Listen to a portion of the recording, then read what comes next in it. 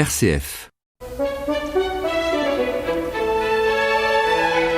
Vie des chrétiens nivernais, aujourd'hui, vie des églises.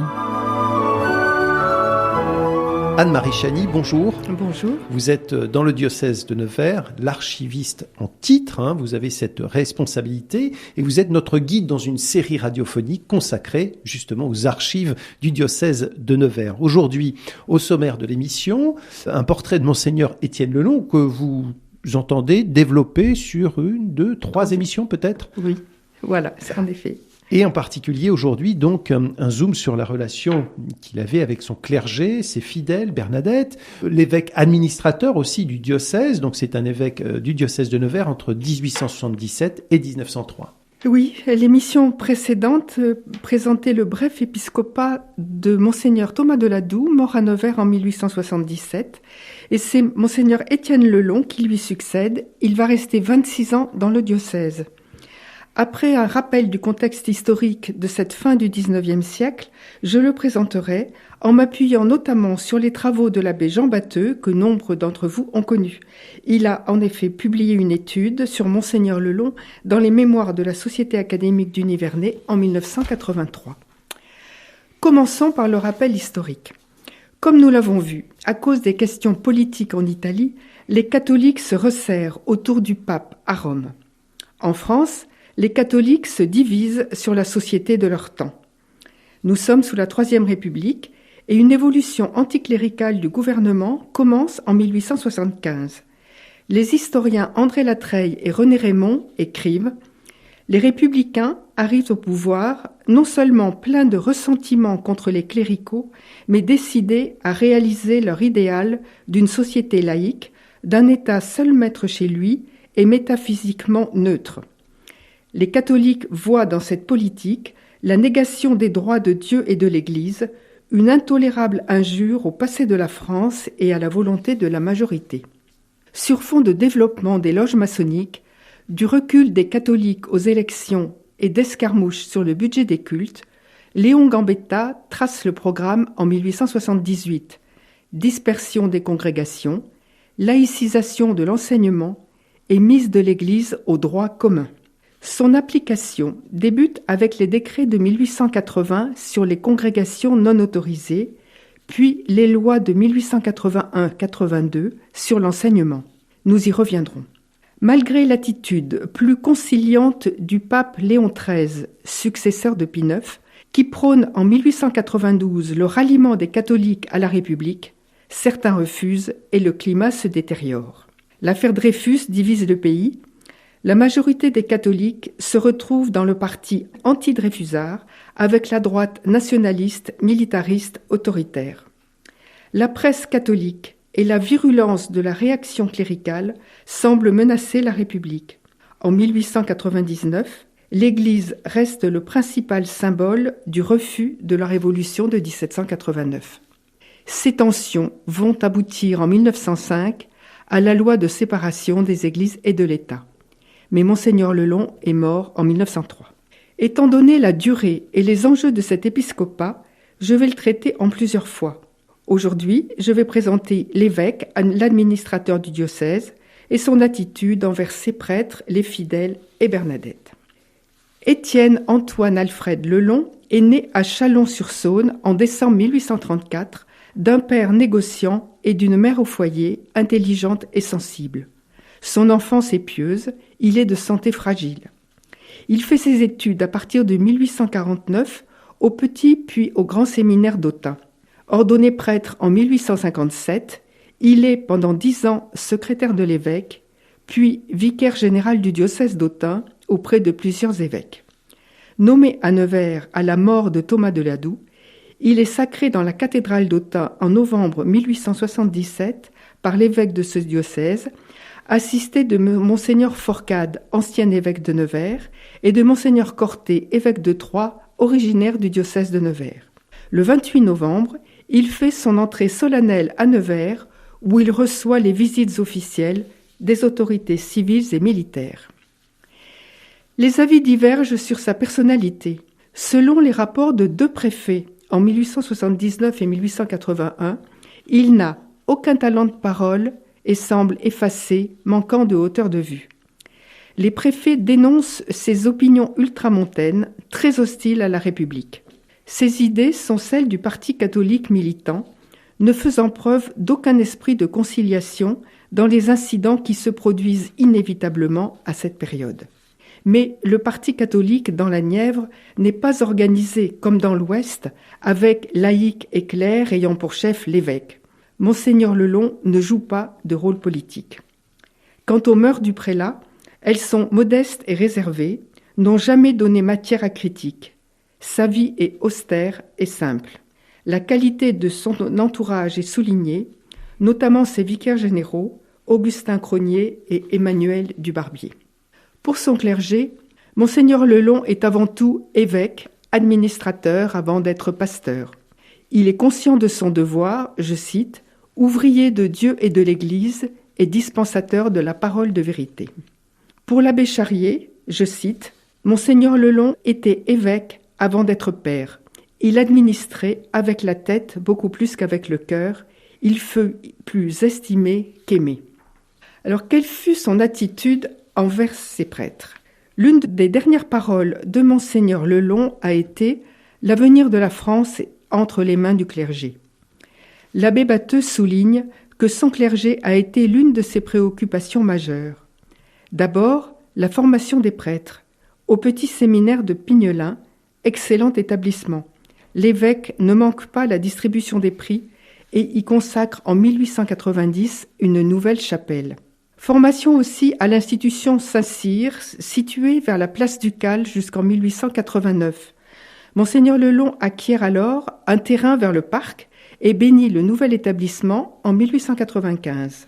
Formation à la maîtrise de la cathédrale enfin, fondée en 1861, dont la qualité est reconnue en 1888 par l'octroi d'une subvention.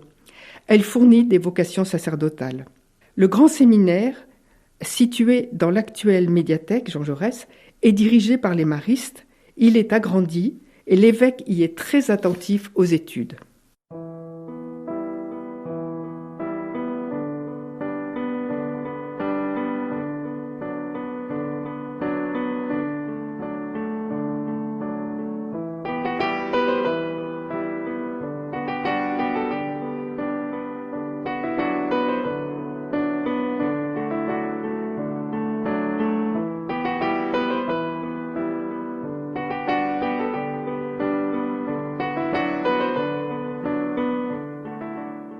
RCF vous propose une plongée dans les archives du diocèse de Nevers en compagnie de son archiviste Anne-Marie Chany.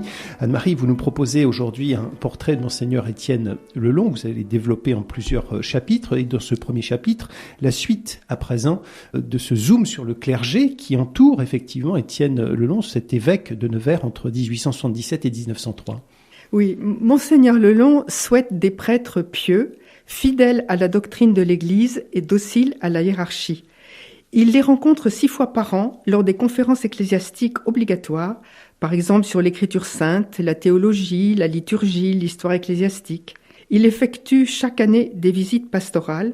Il se déplace en carrosse, visitant l'un des 4 archiprêtrés du diocèse. Il publie un cérémonial de la visite épiscopale. Les retraites pastorales 2 fois par an sont précédées par les examens des jeunes prêtres mis en place par son prédécesseur. Une lettre circulaire est envoyée au clergé après la retraite du mois d'août. Ces retraites ont fait l'objet de 2 ouvrages de l'évêque, l'un Le Bon Pasteur et l'autre Le Saint Prêtre. Et enfin, il y a les synodes diocésains annuels où sont prises des décisions concrètes. Avec son esprit méthodique, Monseigneur Lelong a beaucoup publié, au moins 200 livres ou brochures selon l'abbé Batteux.